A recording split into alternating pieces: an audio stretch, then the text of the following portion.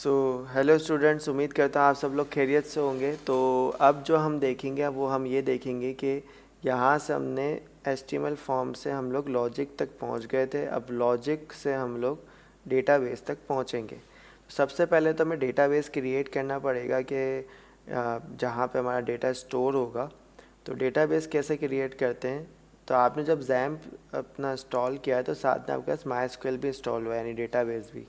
तो ये ओपन कैसे होगा, तो जो भी आपका जैम का ऑप्शन है वहाँ पे आप आएँ और यहाँ पे एडमिन का ऑप्शन आ रहा है, यहाँ पे आप क्लिक कर लें। तो आपके पास जो है आपका जो जैम का पैनल है वो अभी ओपन हो जाएगा। ये थोड़ा सा स्टार्टिंग में टाइम लेता है, लाइक 1 सेकेंड या 10 सेकेंड। तो अभी इंशाल्लाह ओपन हो जाएगा। तो यहाँ पे आप देखें, आपके सामने आपको न्यू का ऑप्शन दिखता है, यहाँ से आप डेटाबेस बनाते हैं। तो यहाँ पे न्यू पे क्लिक करें और अपना डेटाबेस का नाम रखें। तो मैं अपने डेटाबेस का नाम रख रहा हूँ कैलकुलेटर। ठीक है, कैलकुलेटर मैं सही नाम रख देता हूँ, शर्त नहीं है कोई, लेकिन समझ लें डेटाबेस का नाम आप कुछ भी रख सकते हैं। और क्रिएट का बटन दबा दें। तो जब आपने क्रिएट का बटन दबा दिया तो यहाँ पर आपके सामने जो है टेबल का नाम रखना है। समझ लें जो आपने कैलकुलेटर नाम रखा वो रजिस्टर है, और आप उसके बाद आपके पास आप पेजेस मौजूद है, वहाँ पे अपनी मर्ज़ी का टेबल बना सकते हैं। टेबल का नाम मैं रख रहा हूँ रिज़ल्ट्स। ठीक है, और मैं यहाँ पे कॉलम दे दूँगा कि यहाँ पे कितने कॉलम्स होंगे। तो अभी शुरू में 4 ही हैं, तो मैं 4 ही रहने देता हूँ और क्रिएट का बटन दबा देता हूँ। और मैंने यहाँ पे क्रिएट का बटन दबा दिया। तो अब यहाँ पे जब हम टेबल डिज़ाइन करते हैं तो हम टेबल डिज़ाइन करने के लिए कुछ अपने पास चीज़ें नोट करते हैं। तो देखें, हमारे पास जब भी कोई डेटा होता है हमें डलवाना होता है, उसका टेबल डिज़ाइन करते हैं। तो देखो, हर स्टूडेंट का नाम तो सेम हो सकता है, जैसे अगर मैं 2 दफ़ा स्टूडेंट डालूँ सर जाबिर तो डल जाएगा, तो कुछ कॉमन डिफरेंस नहीं आ पाएगा। तो कभी मैं सर्चिंग करूँगा सर जाबिर तो दोनों आ जाएंगे, ठीक है ना। या कंप्यूटर कंफ्यूज हो जाएगा कि यार ये किसको डिलीट करना है किसको एडिट करना है, क्योंकि नाम तो सेम है। इसलिए हम सबकी आईडी रखते हैं, एक एक्स्ट्रा कॉलम बनाते हैं आईडी का, जो हम यहाँ नहीं शो कराते वहाँ बना लेते हैं। वो आईडी सबकी यूनिक होती है। तो जब भी कोई नया डेटा एंटर होता है तो एक नई आईडी इन दोनों को अलग अलग सबको मिल जाती है। तो सबसे पहला कॉलम तो मैंने बना लिया अपनी आईडी का। और आपको मस्ट हर जब भी आप कोई टेबल बनाए तो उसमें आईडी का कॉलम लाजमी बनाए। और इंटीजर INT का मतलब इंटीजर, यानी यहाँ पे नंबर ही स्टोर होंगे सिर्फ। और यहाँ पे एक AI का ऑप्शन आएगा, इस पर टिक कर दिएगा। इसका मतलब है कि ऑटो इंक्रीमेंट, जब भी एक नया डेटा ऐड होगा तो खुद ब खुद एक नई आईडी जनरेट हो जाएगी, आपको देने की ज़रूरत नहीं है। ठीक है, दूसरा फिर हमने बोला यहाँ पे नेम। तो यहाँ पे मैंने लिख लिया कि मेरा दूसरे कॉलम का नाम है नेम। अच्छा, कभी भी कोई भी नाम रखें, कुछ भी रखें, स्मॉल में रखें। दूसरी बात, नाम के दरमियान स्पेस नहीं देना है, आप जोड़ के लिख लें। ठीक है, तीसरा है कॉलम स्कूल नेम। तो मैं यहाँ पे लिख रहा हूँ स्कूल नेम, ऐसे लिख दिया मैंने। देखिए, मैंने स्पेस नहीं दिया, इसको मैंने जोड़ के लिख दिया। चौथा है क्लास। तो मैंने यहाँ पे क्लास लिख दिया। ठीक है, इसके अलावा मुझे और फील्ड्स चाहिए, तो यहाँ पे आप कॉलम्स लिख लें कितनी चाहिए। अभी मुझे 5 और चाहिए अंदाज़न, और मैंने गो का बटन दबा दिया। तो इसके बाद है मेरे पास टोटल। तो मैंने यहाँ पे लिख दिया टोटल। इसके बाद है हमारे पास यहाँ पे इंग्लिश। तो मैंने यहाँ पे लिख दिया इंग्लिश। फिर इसके बाद है मेरे पास यहाँ पे फिज़िक्स। तो मैंने यहाँ पे लिख दिया फिज़िक्स। फिर है मैथ, केमिस्ट्री, कंप्यूटर। तो मैंने यहाँ पे लिख दिया मैथ, केमिस्ट्री। और यहाँ पर मैंने एक और कॉलम ऐड कर दिया जिसका नाम मैंने रख दिया कंप्यूटर। ठीक है, इनके जो डेटा टाइप्स हैं, मुझे पता है कि भाई देखें, जो भी आपको पता है कि जिसके अंदर आपको पता है कि नंबर 1000 के अंदर आने वाले हैं, मैं एक नॉर्मल आइडिया दे रहा हूँ, तो इंटीजर ही प्रॉपर्टी लें। और आपको लग रहा है इधर नंबर्स 1000 से भी ऊपर आने वाले हैं, ठीक है ना, तो फिर आप लोग जो है उसकी वैल्यू स्ट्रिंग ही लें। ठीक है, तो अभी यहाँ तो नाम आने वाला है, तो यहाँ पे आपने वैरकेर लेना है। ठीक है, यहाँ पे यानी अल्फ़ाबेट्स वगैरह सब स्टोर हो सकते हैं। और वैल्यू आपको 255 देना है, क्योंकि इसकी मैक्स लेंथ होती है। स्कूल नेम में भी आपको वैरकेर देना है, क्योंकि यहाँ पे भी अल्फ़ाबेट्स वगैरह स्टोर होंगे 255। क्लास आपने इंटीजर दे दी, कोई मसला नहीं है। टोटल मार्क्स आप वैरकेर दे दें, क्योंकि ये बहुत ज़्यादा भी हो सकते हैं, कोई मसला ना हो आगे जाके 255। बाकी नंबर्स आपको पता है 100 के अंदर ही रहने, यानी 1000 के अंदर अंदर ही हैं सब चीज़ें। तो 100 में से ही देंगे, अब इंग्लिश के बाद फिजिक्स भी 100, तो इंटीजर ही सही है। ठीक है, जिसमें इंटीजर दिया है आपने वहाँ पे आपको यहाँ पे कोई वैल्यू देने की ज़रूरत नहीं है। एक और कॉलम मैं ऐड करना चाहूँगा जिसका नाम मैं रखूँगा डेट, यानी किस तारीख को ये रजिस्टर्ड हुआ है डेटा। और मैं चाहूँगा वो खुद ब खुद डेट पकड़ ले, मुझे डेट देनी ना पड़े। जैसे आज मैंने डेटा एंटर करो तो उस वक्त की डेट और टाइम पकड़ ले। उसके लिए मैं क्या करूँगा, इंटीजर में आऊँगा और यहाँ से सेलेक्ट कर लूँगा डेट एंड टाइम, और यहाँ पे आके करंट टाइम स्टैम्प। अब करंट टाइम स्टैम्प से ही होगा कि आपका जो भी पीसी में करंट टाइम हो रहा होगा वो खुद ही उठा लेगा। तो अभी मैं यहाँ पे सेव दबा देता हूँ और आपको करके दिखा देता हूँ। तो यहाँ पे हमारा डेटाबेस बन चुका है। मैं एक डेटा यहाँ से डमी डेटा डाल भी लेता हूँ इंसर्ट से।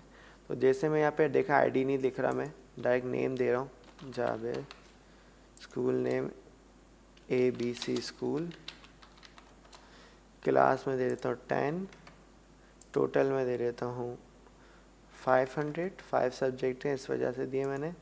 इंग्लिश में दे देता हूँ मेरे आए हैं 85, फिज़िक्स में आए मेरे 95, मैथ्स में मेरे आए हैं 100, केमिस्ट्री में मेरे आए हैं 60, कंप्यूटर में मेरे आए हैं 100। और डेट और देखा आईडी मैंने नहीं दी क्योंकि ऑटो खुद ब खुद ही हो जाएंगे। तो जैसे मैं गो का बटन दबाया तो ये बोला 1 रो इंसर्टेड। चेक करने के लिए आप ब्राउज पे क्लिक करें, आपको दिख जाएगा, ये देखें। ठीक है, अब हमने ये डेटा तो एंटर करना देख लिया, लेकिन हम यहाँ से एंटर कर रहे हैं। हमें कहाँ से एंटर करना है, यहाँ से। तो अब आ जाए कोडिंग पे। तो हमने सारे वेरिएबल्स को स्टोर करा लिया था। अगर आपने पिछली वीडियो नहीं देखी तो लाजमी देखें। अब हमें क्या करना है कि हमारे वेरिएबल्स तो आ गए, अब हमें कनेक्शन बनाना है कि अपनी फ़ाइल को, यानी जो फाइल है उसको और डेटाबेस को आपस में जोड़ना है। तो उसके लिए आप एक वेरिएबल बना ले कनेक्शन नाम का, $कनेक्शन इक्वल टू, और यहाँ पे एक फंक्शन आता है MySQLi कनेक्ट। ये फंक्शन आप यूज़ करें। इसमें आपको 4 चीज़ें देनी होती है। पहले आप लोकल होस्ट दें, ये हम लोग जब आर्टिफिशियल सर्वर यूज़ कर रहे हो जब देनी होती है। यहाँ पे रूट दें, हर दफ़ा आपको यही देनी है, इसलिए आप इसको याद कर ले तो ज़्यादा बेहतर है। यहाँ पे आपको अपना डबल कॉमास में चौथे में आपको डेटाबेस देना है। यूज़र नेम आपको रूट रखना है, पासवर्ड खाली छोड़ना है। ये 3 चीज़ें कंपलसरी हैं, इसको हर दफ़ा ऐसे ही यूज़ करना है। यहाँ पे आपको अपने डेटाबेस का नाम देना है। तो हमने अपने डेटाबेस का नाम क्या रखा था, तो हमने अपने डेटाबेस का नाम रखा था कैलकुलेटर। तो यहाँ पे मैंने ले दिया कैलकुलेटर नाम से मेरा डेटाबेस है, इसको कनेक्ट कर लो। ठीक है, तो ये हर लाइन के बाद सेमीकोलन आता है वो मैंने लगा दिया। तो अब ये डेटाबेस इस फाइल के साथ कनेक्ट हो चुका है। फिर हमें एक कमांड चलानी है एसक्यूएल की, जिसकी मदद से ये डेटा उधर तक पहुंचेगा। तो उसके लिए मैं एक वेरिएबल बनाता हूँ, किसी भी नाम से बना सकता हूँ, क्वेरी एसक्यूएल जो। तो मैं यहाँ पे अभी एसक्यूएल नाम से वेरिएबल बना लेता हूँ। ठीक है, और मैं यहाँ पे क्वेरी पेस्ट करूँगा। क्वेरी कैसे आएगी, जैसे कि सपोज टू बी, यहाँ पर आप इंसर्ट में जाएं और एक ऐसे डेटा और ऐड कर लें। ठीक है, आईडी और डेट नहीं दीजिएगा। मैं यहाँ पे लिख देता हूँ अहमद, स्कूल नेम दे देता हूँ वाओ, क्लास नेम दे देता हूँ मैं 11, टोटल मार्क्स दे देता हूँ 500, यहाँ पे दे देता हूँ मैं 60, 85, 45, 65, 95। ठीक है, करंट टाइम स्टैम्प नहीं दे रहा। जैसे मैंने गो दबाया तो डेटा तो एंटर हो जाता है, लेकिन यहाँ पे एक क्वेरी भी आती है। इसको कॉपी करें Ctrl+C से और डबल कॉमास के बीच में पेस्ट कर दें। सही है, अभी कंटेंट आगे जा रहा है बहुत ज़्यादा, मैं चाह रहा हूँ नीचे ही आ जाए ताकि आपको मसला ना हो समझने में। तो व्यू में जाएं और यहाँ पे आता है वर्ड रैप, इसकी शॉर्ट की Alt+Z है, इसको दबाएंगे तो कंटेंट नीचे आ गया। तो अब देखिए आईडी की जगह पे आ रहा है नल, तो खाली छोड़ रहा है, हमें कोई मसला नहीं है। नेम की जगह पे मैं चाहूँगा अहमद हर दफ़ा ना जाए, जो मेरे वेरिएबल में वैल्यू आए वो जाए। तो उसके लिए मैंने बीच में अहमद को मिटाया और कर्ली ब्रैकेट डाले, और यहाँ पे मैंने वेरिएबल पास करना है $फुल नेम। तो यहाँ पे फुल नेम वाली वैल्यू जो भी होगी वो चल जाएगी। यहाँ पे मैंने स्कूल नेम पास कराना है अब, तो स्कूल नेम का वेरिएबल भी मेरा बना हुआ है स्कूल नेम। यहाँ पे मुझे क्लास पास करवानी है। इसके बाद देखिए यहाँ पे अब चौथा क्लास है, तो क्लास कर्ली ब्रैकेट, यहाँ पे मैंने दे दिया $क्लास। फिर मुझे यहाँ पे टोटल पास करवाने, तो मैंने यहाँ पे कर लिया कर्ली ब्रैकेट, यहाँ पे दे दिया $टोटल, तो ये टोटल चल गया। फिर मुझे यहाँ पे इंग्लिश पास करना है, तो मैंने यहाँ दे दिया कर्ली ब्रैकेट $इंग्लिश। फिर मुझे यहाँ पे फिज़िक्स पास कराना है, तो मैंने यहाँ पे देखिए, मैं इसको लेते हुए चल रहा हूँ, आप इसको ध्यान रखिएगा। डॉलर फिजिक्स, फिर मुझे यहाँ पे मैथ्स है, फिर केमिस्ट्री और फिर कंप्यूटर है। तो यहाँ पे मुझे मैथ्स के मेरे भी पास कराने हैं, तो मैंने यहाँ पे लिख दिया मैथ्स, डॉलर मैथ, क्योंकि आपके वेरिएबल्स है ना। फिर मुझे यहाँ पे केमिस्ट्री पास कराना है, तो यहाँ पे लिखा डॉलर केमिस्ट्री। फिर मैंने यहाँ पे लिखा कंप्यूटर, तो यहाँ पे लिखा मैंने डॉलर कंप्यूटर। ठीक है, तो ये पूरी क्वेरी लिख दी। हर दफ़ा आप जो भी डेटा फॉर्म के ज़रिए इस वेरिएबल्स में आएगा वो इधर स्टोर होगा और फिर यहाँ पे वेरिएबल में पास हो जाएगा। अब कनेक्शन भी बन गया, एसक्यूएल भी बन गई। अब इन दोनों को चलाएगा कौन, तो इसके लिए भी एक फंक्शन आता है।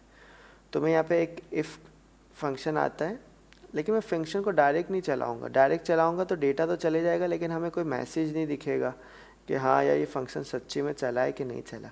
तो मैं पहले आपको डायरेक्ट चला के दिखाता हूँ। जैसे मैं यहाँ लिखता हूँ MySQLi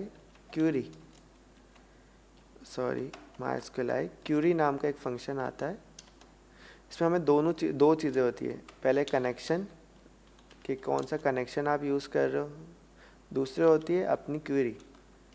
तो मैंने दे दी, ठीक है, तो ये हमने कर दिया। तो बस हमारा देखें अब काम हो जाना चाहिए। तो हम यहाँ पर आए और मैंने पेज को रिफ़्रेश करा। यहाँ पे भी मैं आपके सामने पेज रिफ़्रेश करके दिखा देता हूँ। यहाँ पे देख लें, अभी 2 डेटा हैं सिर्फ। तो मैं यहाँ पे कुछ डालता हूँ, काशिफ, इसकी स्कूल नेम डाल देता हूँ XYZ स्कूल, और यहाँ पे क्लास दे देता हूँ 12, टोटल मार्क्स दे देता हूँ मैं 700। फिर मैं यहाँ पे इंग्लिश का देता हूँ 95, यहाँ पे 84, यहाँ पे 75, यहाँ पे 65, यहाँ पे 54। तो जैसे मैं जनरेट रिजल्ट पे क्लिक कर रहा हूँ तो ये लॉजिक ऐड डॉट PHP पे आ गया और सारा काम चल गया। तो उसको कुछ दिखाने का मौका ही नहीं मिला, पेज ही खाली हो गया। तो अभी मैं यहाँ आके देखूँ तो देखें काशिफ का डेटा ऐड हो चुका है। तो किस तरह से हमने अच्छे तरीके से इसको इधर कर दिया। अब मैं यहाँ पे कुछ चाहूँगा कि यार जब डेटा ऐड हो जाए तो ये खाली पेज ना दिखे, अजीब लग रहा है। तो मैं इस पूरे कनेक्शन को जो है ना, मैं चाहूँगा कि मैं किसी कंडीशन में चलाऊँ। अगर आपने जावास्क्रिप्ट यूज़ करी है तो इसमें हमारे पास होता है इफ़ और एल्स, और नहीं भी करी तो यहाँ पे सीख लें। देखिए इफ़ का आपको फंक्शन बना हुआ दिख रहा है। तो यहाँ पे आप कंडीशन देते हैं। अगर ये बात सच हुई, यानी अगर ये कनेक्शन सही से चल गया, तो वो इफ़ के अंदर सारा काम आ जाएगा। तो ये जो कनेक्शन हमने बनाया है अभी, इसको Ctrl+C से हमने कॉपी करा और यहाँ पे पेस्ट कर दिया, ठीक है। इसको मिटा दें। अगर ये सारा काम सही इसके अंदर चला दिया मैंने, अब ये चीज़ें सही से चल गई, कोई एरर नहीं आया, तो वो इफ़ के अंदर आ जाएगा। अगर कोई मसला आया तो वो एल्स के अंदर आ जाएगा। तो मतलब अगर डेटा सही से सबमिट हो जाए तो इको यानी प्रिंट कर दो, डेटा हैज़ बीन सबमिटेड, ठीक है। और अगर कोई मसला आ जाए तो फिर वो जैसे आते एल्स में घुसेगा, ठीक है। इफ़ का मतलब है अगर मगर, ठीक है ना। तो अगर ये चल जाए तो ठीक है, वरना मगर में घुस जाएगा वो। तो ये data has not been submitted, ठीक है। तो मैं आपको एक दफ़ा वापसी करके दिखाता हूँ। तो पीछे आया, मैं रिफ़्रेश करता हूँ। यहाँ पे मेरे को ज़्यादा नोमान, स्कूल का नाम डाल देता हूँ वहाज स्कूल। यहाँ पे मैंने दिया क्लास 8 500,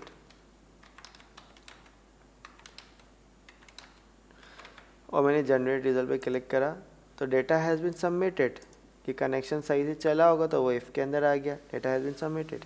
और यहाँ पे भी देखिए आपके पास ये चीज़ आ चुकी है, ठीक है। तो इस तरीके से हम लोग डेटा को ऐड कराते हैं। उम्मीद करता हूँ आपको ये वीडियो पसंद आई होगी, और पसंद आई हो तो ज़रूर शेयर करें और लाइक और सब्सक्राइब करें। शुक्रिया।